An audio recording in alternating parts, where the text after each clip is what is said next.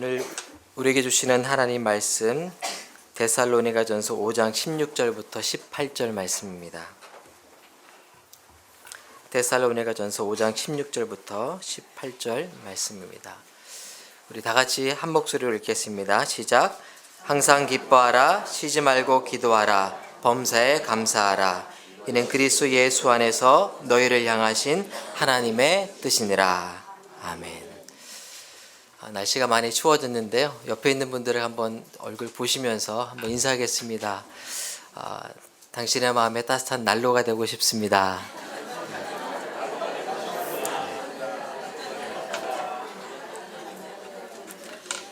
네. 많은 분들이요, 신앙생활 하면서 나를 향하신 하나님의 뜻이 무엇일까 많이 묻고 궁금해합니다.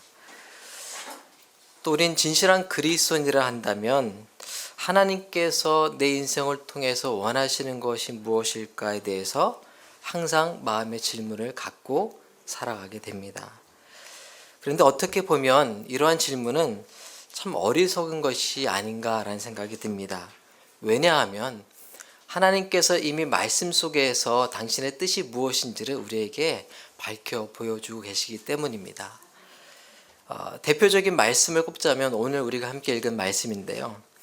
항상 기뻐하라, 쉬지 말고 기도하라, 범사에 감사하라. 이 말씀 주셨죠? 그리고 분명하게 이것이 너희를 향하신 하나님 아버지의 뜻이다라고 부연 설명까지 해주셨습니다. 이는이라고 되어 있지만 헬라어를 보면 접속사가 붙어 있는데요. 왜냐하면이라고 번역되어야 될 접속사가 붙어 있습니다.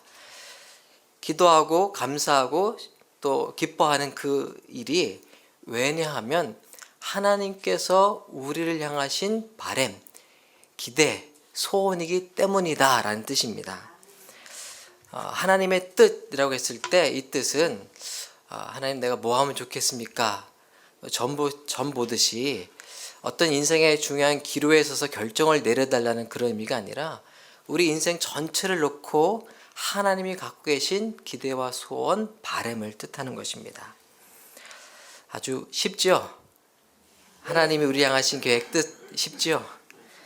근데 이렇게 간단하고 명료해 보이지만 이 말씀에 순종하고 살아가는 것이 참 쉽지가 않습니다. 기본적으로 인간은 기쁨과 기도, 감사보다는 원망과 불평, 불만에 자연스럽게 끌리는 존재이기 때문입니다. 인간의 연약함은 그렇다 치더라도 우리를 둘러싸고 있는 삶의 환경들은 또 어떻습니까? 세상살이가 쉽지 않습니다.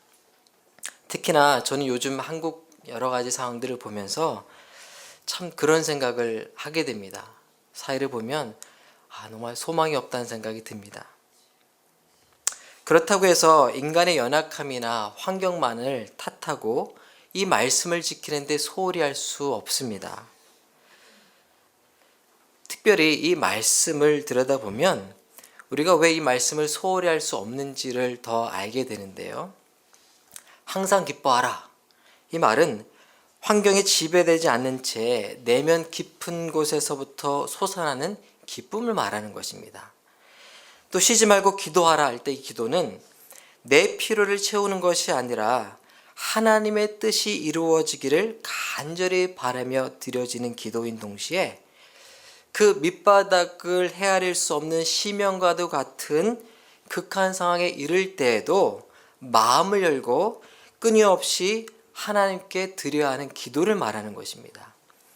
또 범사에 감사하라 할 때 이 감사는 어떤 환경에서도 원망과 불평을 뒤로하고 우리 영혼 깊숙한 곳에서부터 터져나오는 감사를 말하는 것입니다. 이 말씀 자체가 우리로 하여금 환경을 탓하지 못하게 만들고 있습니다. 더군다나 이 말씀에 우리가 불순종할 때 우리는 깊은 영적 침체에 빠져들게 되고 맙니다. 이런 침체는 그나마 조금이라도 우리가 갖고 있었던 기쁨과 기도, 감사조차도 다 잃어버리게 만드는 것입니다. 그래서 오늘은 제가 어떻게 우리가 일상 속에서 이 말씀을 우리가 순종해 갈 수 있을지를 한번 함께 나눠보기를 원합니다. 몇 가지를 말씀드리고 싶은데요. 그 첫 번째가 일상 속에 담겨있는 가치를 깨달으라는 것입니다. 가치를 깨달으라. 두 번째가 겸손하라는 것입니다. 그리고 세 번째가 믿음으로 상황을 해석할 능력을 가지라는 것입니다. 첫 번째가 뭐였죠? 가치를 깨닫고, 두 번째가 겸손하고, 세 번째가 믿음으로 상황을 해석할 능력을 갖는 것입니다. 첫 번째 말씀드립니다. 일상 속에 담겨있는 가치를 깨달으라는 것인데요. 본 말씀 속에서 항상 쉬지 말고 범사에라는 단어가 우리를 참 부담스럽게 합니다. 근데 이런 단어들은 어떤 특정한 사건이나 시점을 지칭하는 단어들이 아닙니다. 원어를 살펴보면 이 세 단어는 모두 어떤 경우에나 중단함 없이 계속하여라는 의미를 담고 있습니다. 그렇다면 우리가 그냥 지나쳐 무심코 지나가 버리는 가장 사소해 보이는 일상의 모든 순간도 이 말씀, 항상 범사에 쉬지 말고라는 이 단어 속에 포함되어 있는 것입니다. 어떤 한 서적 수집가가 어떤 사람을 만나게 됐습니다. 처음 만나는 사람이니까 이런저런 할 얘기가 없어서 이 서적 수집가에게 이렇게 얘기합니다. 구텐베르크라는 사람이 인쇄한 책을 오래된 할아버지 다락방에서 발견한 적이 있어요. 이렇게 얘기합니다. 그래서 서적 수집가가 깜짝 놀라면서 전율과 흥분을 감춘 채 이야기합니다. 그 책 지금 어디 있나요? 그러자 그냥 던져버렸죠. 낡기도 낡았지만 별로 쓸모가 없어서. 그러자 아니 지금 당신이 무슨 일을 한지 아십니까? 그 책은 역사상 최초로 인쇄된 성경책이란 말입니다. 한 권의 경매가가 200만 불은 좋게 넘을 거예요. 이렇게 얘기했습니다. 그러자 이 사람이 뭐라고 얘기하냐면 그래요? 그런데 그 책은 아마도 경매에 붙인다 할지라도 1달러도 받지 못할 거예요. 왜냐하면 어떤 마틴 루터라는 멍청이가 책 이곳저곳에 낙서를 휘갈겨 놓았기 때문이에요. 그럼 마틴 루터가 신약성경을 10개월 만에 번역했다고 해요. 독일어로. 그럴 수 있었던 것은 그가 이 라틴어로 되어 있는 또 원어로 되어 있는 성경을 묵상하면서 끊임없이 그 책에다 묵상을 기록하고 또 기도하면서 이렇게 평소에 이 성경을 읽어갔기 때문입니다. 그가 기록한 묵상과 사색의 흔적이 담겨있는 이 책은 그냥 보통 사람이 낙서한 그런 의미가 아니라 어마어마한 가치가 있는 책인 거예요. 그러니까 200만 부를 훨씬 넘는 천문학적인 가치를 담고 있는 책이었는데 그만 어떤 사람은 그 가치를 전혀 깨닫지 못하고 쓰레기 취급을 한 것입니다. 이렇듯 우리는 우리 주변에 너무나 아무렇지도 않게 놓여져 있어서 그 소중한 것들의 가치를 미처 깨닫지 못할 때가 너무나 많습니다. 실상 사실 소중한 것들은 대부분 너무나 사소하고 일상적인 것입니다. 여러분, 신실함은 가장 경이로우면서도요, 또 가장 매력적이지 않은 특성입니다. 간혹 신방하다 보면 이런 얘기합니다. 우리 남편 얘기할 때 그냥 별 볼 일 없어요. 그냥 성실해요. 그냥 성실하대요. 그리고 어떤 분 만나면 젊었을 때 남편의 그 방랑기, 남편의 어떤 그 파격, 놀 줄도 알고 그런 것 때문에 그 매력에 빠져서 결혼했는데 후회하는 분들이 간혹 있습니다. 성실함, 그냥 마지못해서 그 성실함 보고 결혼했는데 그 성실함 때문에 참 무난하고 행복한 삶을 사는 경우가 있는 반면에 화려하고 뭔가 내가 갖지 못한 다른 매력을 갖고 있는 것처럼 보이는 자유로운 영혼을 갖고 있는 사람과 만났을 때 오히려 그것이 기대하지 못한 어려움을 갖게 되는 일들이 있더라는 것입니다. 여러분, 신실함이란 예측 가능함이고요, 끈이 없음이고요, 지속적이고 일상적인 것을 의미합니다. 그러나 이 신실함의 증거들이 너무나 명확하게 나타나 보이기 때문에 대부분의 사람들은 그것들의 가치를 보지 못할 때가 많습니다. 신실함은 또 따분함으로 여겨지고 당연한 것으로 여겨지기 때문이죠. 그러면 사람들은 그 가치를 망각하고 그것을 도무지 알아보지 못하게 됩니다. 여러분, 하나님의 성품 중에 가장 또 두드러진 특징이 있다면 그것은 하나님의 신실함입니다. 그래서 우리는 하나님의 신실함에 눈이 멀어서 그것의 가치를 알지 못하고 감사하지 못할 때가 참 많이 있습니다.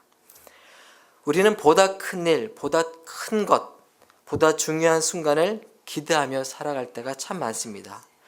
더 큰 자극을 통해서만 하나님을 경험할 수 있다고 여기는 사람들은 일상이 주는 단조로움을 잘 견디지 못합니다. 그래서 그 단조로움 속에서 세밀하게 들려오는 하나님의 임재를 놓치는 경우가 많습니다. 여러분, 제가 한 13년 정도 통풍을 알아보고 있는데요. 평소에는 괜찮습니다. 근데 통풍이 한번 발작하면 이제 발이 이렇게 퉁퉁 부어서 밤새 신음하고 고통을 겪어야 됩니다. 그리고 그때는 아무것도 제대로 먹지를 못해요. 무서워서. 그리고 움직일 수가 없습니다. 걸을 수가 없습니다. 그럴 때마다 이렇게 일상적으로 걷고 운동하고 음식을 먹을 수 있는 것이 얼마나 놀라운 축복인지를 새삼 깨닫습니다. 저는 여러분에게 이미 주신 하나님의 그 일상 속에 담겨 있는 그 사소한 축복의 은총을 다 깨닫고 잃어버린 감사를 회복할 수 있기를 축원드립니다. 두 번째가 있다면 겸손하라입니다. 우리가 기쁨을 잃어버리고 기도와 감사가 메말라 버리는 삶을 살게 되는 이유 중 하나가 저는 교만함 때문이라고 생각합니다. 제가 인생의 좌우명처럼 마음에 새기고자 하는 말이 있는데요.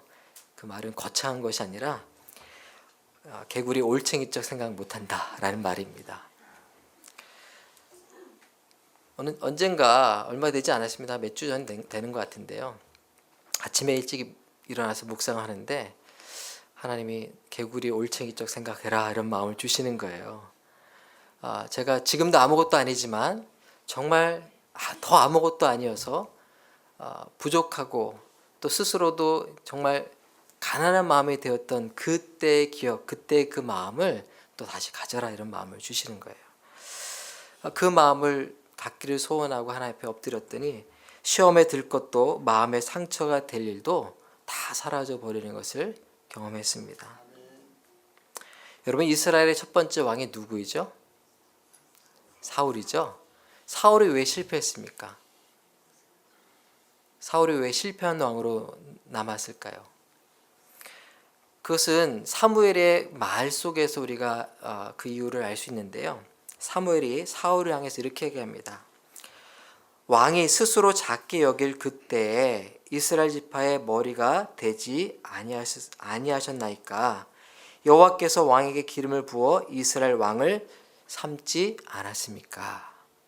이 말은 그냥 단순한 팩트를 얘기하는 것이 아니라 하나님께서 왕인 당신을 정말 아무것도 아니었을 때 왕으로 세우시고 높이셨는데 어찌하여 왕의 마음이 이토록 완악하고 높아져서 하나님께 마땅히 드려야 할 영광을 돌리지 않고 있습니까? 이런 책망입니다. 여러분, 이것이 사울이 실패한 이유입니다. 스스로 작다 여겼을 때의 그 가난하고 겸손한 마음을 잃어버린 것, 그것이 그 모든 영적인 어두움과 실패의 이유가 되는 것입니다. 여러분, 교만이라는 단어는 헬라어로 휘시오라는 단어를 씁니다. 부풀리다, 부풀리게 하다라는 의미인데요. 교만은 그래서 스스로 자기 자신의 앉아야 할 자리보다 스스로 높은 자리에 앉는 것, 스스로 높은 것으로 스스로 더 나은 사람으로 생각하는 태도와 마음가짐을 말하는 것입니다. 여러분, 이런 사람들은 실제 자기가 앉아야 하는 자리보다 늘 높은 자리에 앉기 때문에요. 만족과 감사를 잃어버리기가 쉽습니다. 그런데 여러분, 어떤 사람이 이런 교만함의 함정에 빠지기 쉬운지 아시나요? 회사에서 열심히 일하는 사람, 또 교회에서 열심히 봉사하는 사람, 가족을 위해서 헌신적으로 희생했던 사람, 이런 사람들이 이 교만의 늪에 빠지기가 쉽습니다. 내가 회사로 해서 얼마나 열심히 다했는데, 그러고는 회사의 공금을 횡령합니다. 회사가 내가 기여한 것보다 더 적은 것을 나한테 주고 있다는 생각 때문에 회사의 공금을 횡령해도 조금 더 양심의 가책을 못 느낍니다. 사소한 것일지 모르지만 회사에서 열심히 일하는 그리스도인 청년들이 회사 복사하기로 열심히 주보를 복사해 옵니다. 성가대 악보 열심히 복사해 옵니다. 왜 그렇죠? 내가 회사에 기여한 게 이 정도는 넘는다는 생각 때문이에요. 여러분, 교회에서 충성되게 봉사하고 헌금을 많이 하는 사람일수록 더 공동체를 어렵게 하고 해를 끼치게 됩니다. 내가 교회를 위해서 얼마나 헌신하고 봉사했는데 내가 이 정도는 얘기할 수 있는 거 아니야? 내가 이 정도는 할 권리가 있는 거 아니야? 라는 생각을 하는 순간 그는 그 모든 봉사와 헌신을 다 까먹게 되는 것입니다. 그럼 교만한 마음가짐과 태도는 결국 그 마음 안에서 기쁨을 빼앗아가고 기도와 감사가 끊어지게 만드는 것입니다. 우리가 항상 기뻐하라, 쉬지 말고 기도하라, 범사에 감사하라는 말씀을 순종하지 못하고 영적인 침체를 겪게 되는 이유가 무엇입니까? 그것들을 받을 만한 자격이 도무지 없음에도 더 많은 것, 더 좋은 것으로 대우받아야 한다는 생각 때문입니다. 따라서 우리는 항상 우리의 연약함을 스스로 작다 여겼을 때에 가난한 마음을 잃어버리지 않도록 마음을 낮춰달라고 하나님의 은혜를 구해야 합니다. 세 번째가 있습니다. 세 번째는 믿음으로 상황을 해석할 능력을 가지라는 것입니다. 여러분, 공원을 관리하고 청소해야 되는 공원 관리인에게는 아름다운 꽃과 정성을 다해 가꾼 그 정원수들과 또 그 나무와 꽃 사이를 비추는 아름다운 햇빛과 새들의 그 지저귀는 조화로운 소리, 사람들이 그 공원을 거닐면서 함께 웃고 떠드는 그 평화로운 분위기가 하나도 들어오지 않습니다. 뭐만 들어오죠? 쓰레기만 보이는 거예요. 그 쓰레기를 청소해야 되는 사람은 그 쓰레기만 보입니다. 흥겨운 음악 소리가 들리고 사람들이 환한 얼굴로 웃고 떠들며 잔치가 벌어지고 있는 그 자리에서도 마찬가지인데요. 모든 사람이 다 즐거워하고 모든 사람이 기뻐하고 그 모든 순간들을 누릴 때 잔치에서 쏟아질 설거지거리만 생각하는 사람들이 있습니다. 그렇죠? 사방에 펼쳐져 있는 아름다움에는 눈을 감아버리고 우리는 얼마든지 추악한 것들만 바라보며 그곳에 압도당할 수 있습니다. 그래서 우리는 우리에게 주어진 사항들을 믿음의 눈으로 보고 해석할 수 있어야 합니다. 아서 애쉬라는 사람이 있는데요.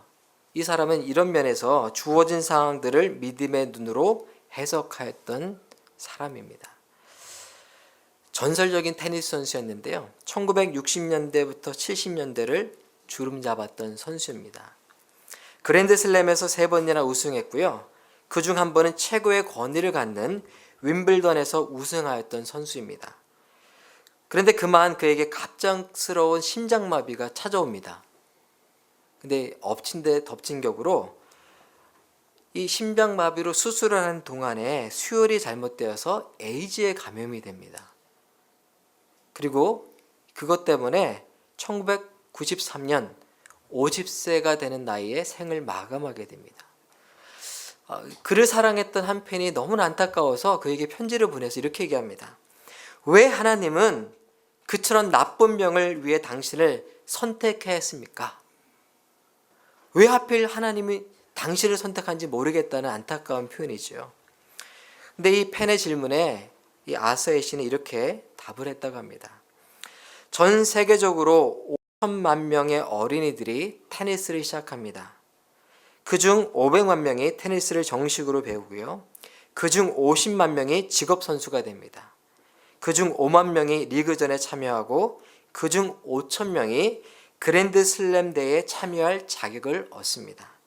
그중 50명이 윌블던에 참여할 자격을 얻고 그중 4명이 준결승에 진출하고 그중 2명만이 결승전에 나갑니다. 제가 윈블던 우승컵을 들었을 때 저는 왜 접니까? 라고 묻지 않았습니다. 만일 제가 심장마비 혹은 에이즈에 걸린 것을 두고 왜 접니까? 라고 묻는다면 1975년 윌블던 대회에서 우승을 한 다음 날 저는 제가 받은 축복에 대해 왜 접니까? 라고 물었어야 합니다. 만일 저의 승리에 대해 왜 접니까? 라고 묻지 않았다면 저의 실패와 재앙에 대해서도 왜 접니까? 라고 묻지 말아야 합니다. 이렇게 제가 3가지 말씀드렸습니다. 그러나 여러분, 우리가 영적 침체에 빠지지 않고 항상 기쁨이 넘치고 쉬지 않고 기도하며 범사에 감사하기 위해서는 일상 속에 담겨진 은총의 가치를 깨닫고 또 가난하고 겸손한 마음이 되어서 주어진 것들을 감사할 수 있고 또 믿음으로 주어진 상황을 해석할 수 있는 능력을 갖춰야 합니다. 그러나 그럼에도 불구하고 여전히 항상 기뻐하고 쉬지 말고 기도하고 범사에 감사하는 것은 참 어렵습니다. 그렇지 않나요? 어려워요. 여전히 우리 인생은 수많은 부침을 겪게 될 것입니다. 좋은 일이 있으면 힘든 일도 있고요. 어렵고 힘겨운 선택과 우리를 짓누르는 책임의 무게는 결코 우리를 떠나지 않을 것입니다. 우리 모두는 병들고 또 늙고 죽게 될 것입니다. 연약함과 죽음, 외로움이 끝내 우리 모두를 끝장내 버릴 것 같은 기세로 항상 우리를 노려보고 있는 것 같습니다. 이 세상 악의 소용돌이 속에서 우리 모두가 정말로 믿음으로 붙들고 살아야 하는 중요한 영적 교두보가 있다면 항상 기뻐하고 쉬지 말고 기도하며 범사에 감사할 수 있기 위해서 우리가 반드시 지켜야 할 영적 교두보가 있다면 그것은 우리 인생이 결국은 하나님께서 허락하신 최종적인 승리, 최종적인 구원의 기쁨과 환희를 얻게 될 것이라는 것입니다. 환경에 지배되지 않는 채 내면 깊은 곳에서 솟아나는 기쁨도 내 필요를 채우는 것이 아닌 하나님의 뜻이 이루어지기를 간절히 바라며 시면을 알 수 없는 극한 상황 속에서도 끊임없이 드려지는 기도도 어떤 환경에서도 원망과 불평을 뒤로하고 영혼 깊은 곳에서 터져나오는 감사도 예수 그리스도께서 십자가에 피 흘리시고 죽으셔서 부활하신 그 모든 일을 통해 이루신 최종적인 승리, 최종적인 구원이 없다면 아무런 의미가 없는 것입니다. 그래서 우리는 여호와의 인자하심과 인생에 행하신 기적으로 말미암아 그를 찬송할지로다. 감사제를 드리며 노래하여 그가 행하신 일을 선포할지어다라는 말씀처럼 우리 모든 인생에 행하신 기적, 구원과 궁극적인 승리를 가져다 주신 그 기적 앞에 우리는 늘 서 있어야 합니다. 그것을 붙들고 우리에게 주어진 궁극적인 승리를 믿음으로 바라보고 붙들 때에만 인생의 부침에도 불구하고 인생 속에 맞닥뜨리게 되는 괴물 같은 고통 속에서도 우리는 용기를 잃지 않을 수 있습니다. 여러분 데살로니가전서 5장 12절 15절 우리가 읽었던 그 말씀 바로 앞절에 있는 말씀은 재림을 소망하는 성도들이 지향해야 할 바람직한 인간 상호관계를 교훈하는 말씀입니다. 그리고 오늘 우리가 함께 읽은 말씀은 재림을 소망하는 성도들이 어떻게 바람직한 일상 속 신앙생활을 하여야 할지에 대해서 당부하는 말씀입니다. 재림, 이 세상의 모든 슬픔과 절망을 없애고 왕으로 오실 궁극적인 구원과 승리를 주실 예수 그리스도를 바라는 믿음에서만 우리는 항상 기뻐하고 쉬지 말고 기도하며 범사에 감사할 수 있습니다. 오늘 말씀을 읽어보면요, 항상 기뻐하고 쉬지 말고 기도하고 범사에 감사하라 라고 되어 있는 다음에 이는 혹은 왜냐하면 이것은 너희를 향하신 하나님의 뜻이다 라고 되어 있습니다. 근데 그 가로에 뭐라고 되어 있냐면 이는 예수 그리스도 안에서란 말이 들어가 있습니다. 이 말은 이 모든 일이 예수 그리스도 안에서만 가능하다는 뜻을 우리에게 말씀해 주고 있는 것입니다. 궁극적인 승리에 대한 믿음과 소망 속에서 참 기쁨과 감사의 근원이시고 우리의 기도를 받으시는 하나님께 나아가야 또 그분 안에 거해야 하는 것입니다. 여러분, 기쁨과 능력과 평화와 영원한 생명을 얻으려면 그것을 가진 존재에게 가까이 나가야 하고요. 더 나아가 그 속에 들어가야 합니다.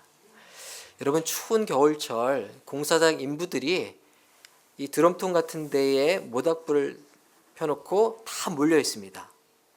그 가까이 가는 순간 몸이 따뜻해지지만 조금이라도 멀어지면 몸이 차갑게 식어가기 시작합니다. 우리가 따뜻한 불을 가까이 다가갈 때만 그 열기를 받을 수 있는 것처럼 또 더운 여름철 몸을 적시려면 시원한 물속으로 뛰어들어야 하는 것처럼 우리가 참 생명과 기쁨의 근원 되시고 감사의 이유가 되신 하나님을 떠나서는 결코 감사하는 삶, 기뻐하는 삶, 기도하는 삶을 살 수 없습니다. C.S. 루이스가 하나님과 연합한 사람이 어떻게 영원히 살지 않을 수 있으며 하나님과 분리된 사람이 어떻게 시들어 죽지 않을 수 있겠습니까? 라고 말한 적이 있습니다. 항상 기뻐하며 쉬지 말고 기도하고 또 범사에 감사하는 삶을 통해 영적인 생명을 유지하는 길은 궁극적인 승리와 구원의 확신 속에서 하나님께 나아가 그분 안에 거할 때마다 가능한 것입니다. 그것을 우리가 날마다 결심하고 결정하고 하나님께 나아가 그 안에 거하기를 헌신할 때 가능한 일입니다. 그러면 일상 속에 주어진 가치를 깨닫고 겸손함으로 받은 복을 세워볼 수 있으며 주어진 상황들을 믿음의 눈으로 바라보고 해석하게 되는 일이 어느덧 우리 모두에게 자연스러운 것이 될 수 있습니다. 항상 기뻐하며 쉬지 말고 기도하고 범사에 감사하게 되는 일이 우리에게 더 맞는 옷이 되어갈 것입니다. 저는 말씀을 준비하면서 그런 생각을 해봤습니다. 기뻐하라, 기도하라, 감사하라고 되어 있는데요. 이 기쁨은 마치 우리가 이 세상을 살아가면서 사람들 표정 속에 보는 웃음과 같은 생각을 들었습니다. 또 기도는 우리를 흥겹게 만드는 음악 소리 같은 생각이 들었고요. 감사는 우리가 보게 되는 온통 아름다운 색상이라는 생각이 좀 들었습니다. 우리 삶 속에서 기쁨을 잃어버리고 기도와 감사가 말라버린 삶은 마치 이 세상 사람들 얼굴 속에 표정을 지워버리고 모든 소리를 지워버리고 또 모든 색상을 지워 온통 우중충한 회색빛만 띠게 만드는 것과 같지 않나. 여러분, 어떤 세상 속에 살아가기를 원하십니까? 아름다운 소리가 들리고요. 보는 사람들의 표정마다 웃음과 기쁨이 넘쳐나고요. 또 온갖 종류의 색상으로 이 세상이 치닫되어 있는 그런 세상을 살기를 원하십니까? 아무런 표정도 볼 수 없고 아무런 색깔도 발견할 수 없고 아무런 소리도 들리지 않는 그와 같은 세상에 살기를 원하십니까? 우리 예수 그리스도 안에서 그분이 마련하신 천국의 소망, 부활의 영광의 찬란한 잔치에 웃음을 회복하고 아름다운 음악 소리를 만끽하며 찬란하고 온갖 색깔로 빛나는 영광을 순전히 맛보며 살아가는 저와 여러분 되기를 간절히 축원드립니다. 함께 기도하겠습니다. 하나님 감사합니다. 오늘 말씀을 통해서 우리가 마음에 새겨야 할 주의 말씀을 듣습니다. 말씀이 우리 안에 살아 숨쉬며 우리를 움직이는 힘이 되게 하여 주옵소서.